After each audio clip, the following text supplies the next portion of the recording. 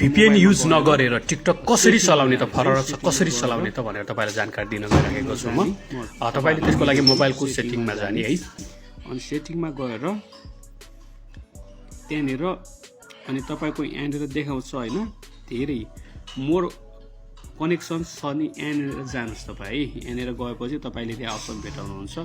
अब यहाँनेर गइसकेपछि प्राइभेट DNS सेटिङ गर्नु DNS मा जानुस् हैन प्राइभेट DNS मा यहाँनेर तपाईको छ यो सिलेक्ट द प्राइभेट DNS मोड छ है यहाँ गएर तपाईले यो अफ छ अटोमेटिक छ अनि प्राइभेट DNS प्रोवाइडर होस्टेज नेम भनेको छ हैन अनि यहाँनेर गएर तपाईले dns.edgard.com यो आफूले लेख्नु पर्छ यो चाहिँ यहाँनेर